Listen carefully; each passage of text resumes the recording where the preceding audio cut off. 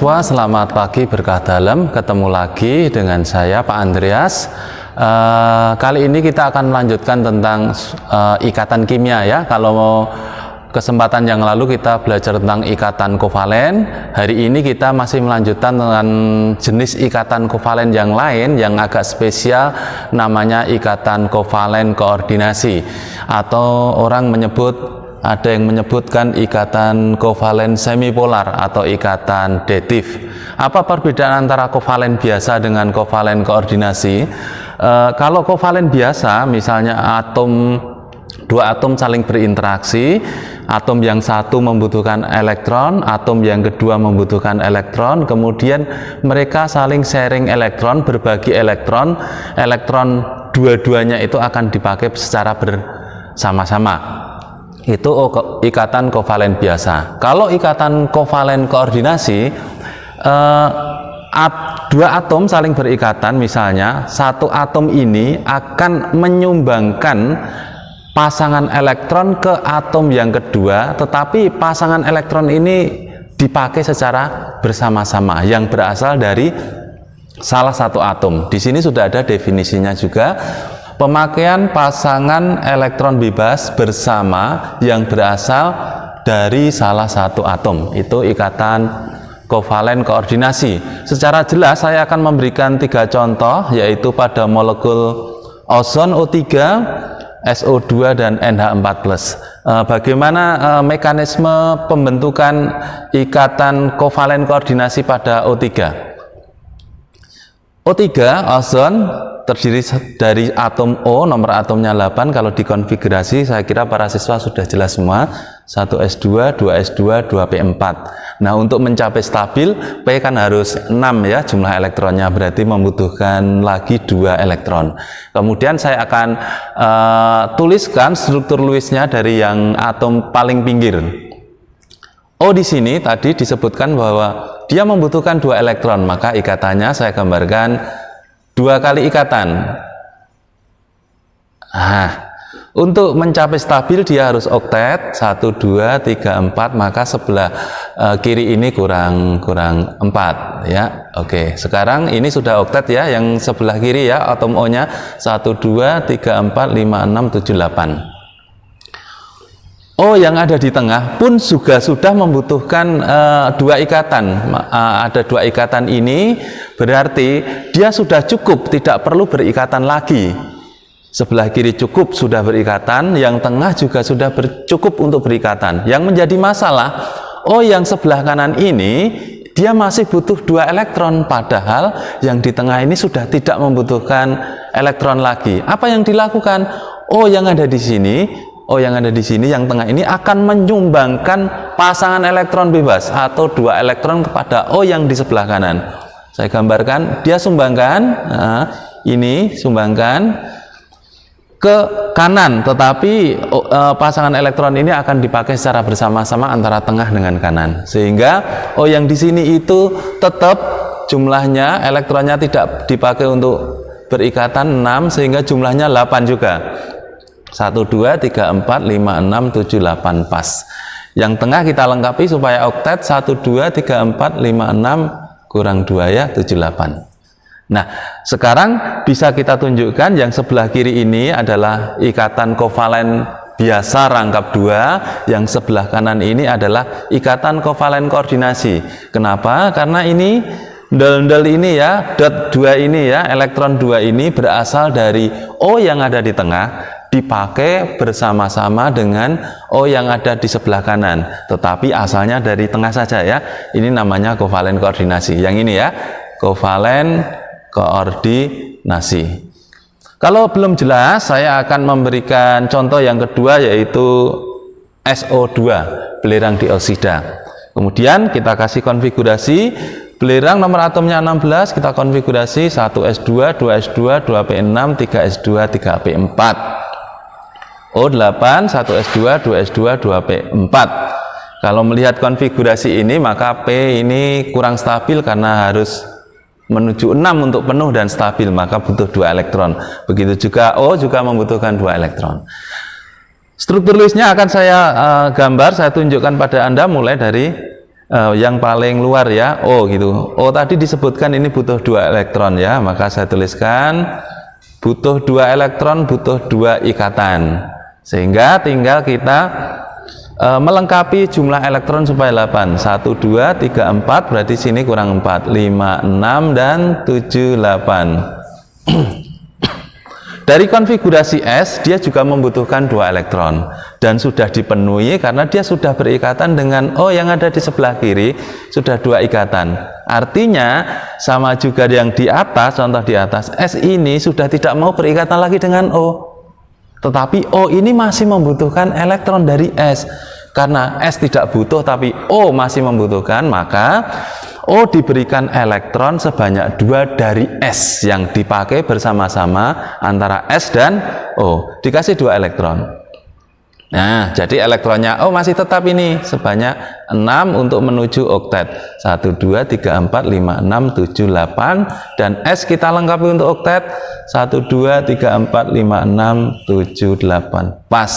Kovalen koordinasinya yang sebelah kanan ini koordinasi karena pasangan elektron ini berasal dari salah satu, yaitu S saja, dipakai secara bersama-sama antara O dan S.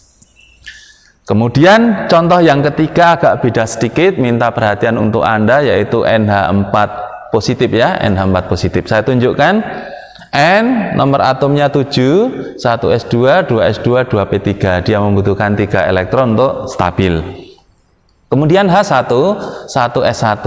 Untuk penuh, S kan 2 ya, berarti kurang 1 elektron. Sedang H plus untuk melengkapi NH4 plus H plus, artinya H yang melepaskan 1 elektron. Kalau dilepaskan 1 elektron berarti elektronnya habis, 1s0. Maka dia harusnya butuh 2 elektron. Bagaimana struktur listnya? Mari kita lihat dari sini, kemudian kita gambarkan ya. Kita selalu mengerjakan yang pinggir dulu. H membutuhkan 1. Sekarang saya gambar. H butuh 1 ikatan. Yang sebelah atas juga butuh 1 ikatan. H bawah juga butuh 1 ikatan, kan gitu. Sekarang kita lihat N yang di tengah ini sudah mengikat sebanyak 1, 2, 3. Artinya N sudah penuh, N sudah cukup berikatan. Tetapi yang menjadi masalah H plus ini ya, seperti tadi dikonfigurasi, dia masih membutuhkan 2 elektron. Dia masih membutuhkan 2 elektron dari N, padahal N sudah tidak butuh lagi ikatan. Maka dengan cuma-cuma N akan memberikan elektron sebanyak 2 kepada H, di mana elektron ini berasal hanya salah satu, yaitu dari N, sehingga ini disebut kovalen koordinasi. Saya kira dari contoh 3 jenis senyawa yang menunjukkan ikatan kovalen koordinasi, para siswa semakin jelas. Dari awal ikatan ion, ikatan kovalen, dan ikatan kovalen koordinasi selalu kita bicara prinsip duplet dan oktet. Tapi sebetulnya senyawa-senyawa itu tidak harus mempunyai jumlah titik elektronnya sebanyak 8 atau penyimpangan oktet atau penyimpangan teori Lewis. Maka pada kesempatan ini kita masih mempunyai waktu, saya akan menunjukkan kepada Anda ada senyawa tertentu, tidak semua senyawa tertentu dia tidak sesuai dengan aturan oktet, tidak 8, yaitu saya kasih judul simpangan oktet ya. Ada 2 contoh yang saya tunjukkan pada Anda, sebetulnya tidak hanya 2 senyawa, lebih dari 2 senyawa. Untuk saat ini saya akan jelaskan kepada Anda 2 senyawa yang menyimpang dari teori oktet, yaitu senyawa pertama adalah BF3, yang kedua adalah BCl5. Mari saya tunjukkan kepada Anda BF3-nya ya. B nomor atomnya 5, kalau dikonfigurasi 1s2, 2s2, 2p1 ya. Ini kulit terluarnya, kulit valensinya adalah ini ya, 2s sama 2p. Kalau melihat konfigurasi ini seolah-olah untuk stabil P-nya kan membutuhkan idealnya 5 elektron, karena P pengennya 6 kan konsekuensinya. Oke, kalau F 9, 1s2, 2s2, 2p5, artinya F hanya membutuhkan 1 elektron untuk stabil kan, ini untuk menjadi P6.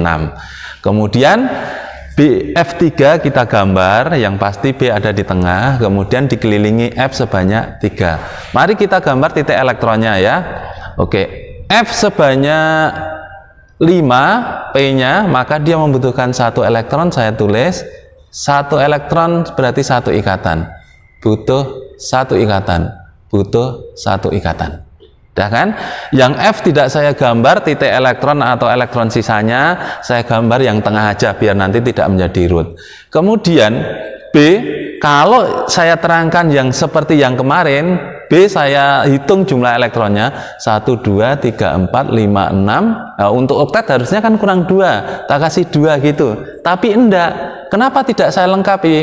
Nah, gini lihat anakku, pada ikatan kimia ikatan yang digunakan adalah kulit valensi ya. Kulit valensi itu kulit terluar.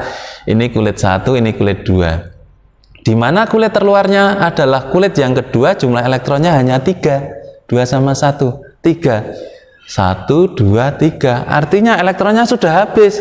Berarti sudah tidak ada elektron sisa yang ada di sini. Otomatis kalau saya lingkari gini, maksimum jumlah elektron yang ada pada atom B hanya 6.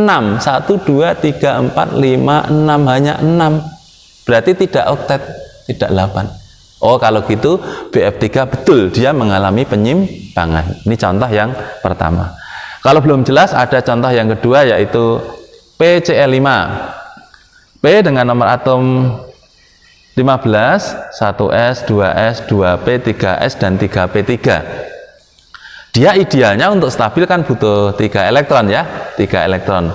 Idealnya loh, saya bicara idealnya 3 elektron. Kemudian Cl 17, 1S, 2S2, 2P6, 3S2, 3P5. Dia membutuhkan 1 elektron.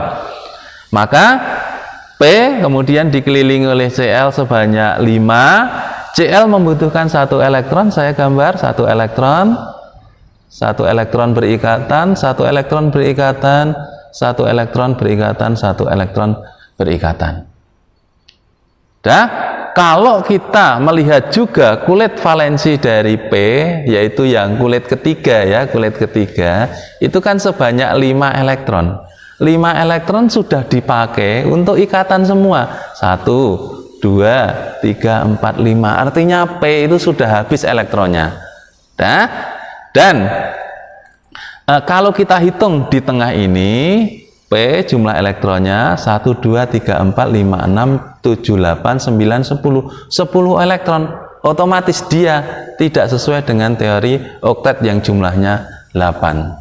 Kalau kita melihat dari tadi konfigurasinya, memang idealnya P itu membutuhkan 3 elektron, tapi faktanya dia dipaksa untuk melayani Cl sebanyak 5 gitu ya. Otomatis dia tidak stabil atau dia tidak oktet. Saya kira itu para siswa. Jadi tidak semua senyawa itu oktet atau sesuai dengan hukum Lewis, ada suatu simpangan-simpangan atau namanya deviasi. Itu yang bisa saya berikan kepada Anda. Apabila ada yang kurang, saya minta maaf, dan terima kasih kepada Ibu Agustin yang mendukung video ini sehingga semua dapat berjalan dengan baik. Selamat pagi, berkah dalam dan sehat selalu.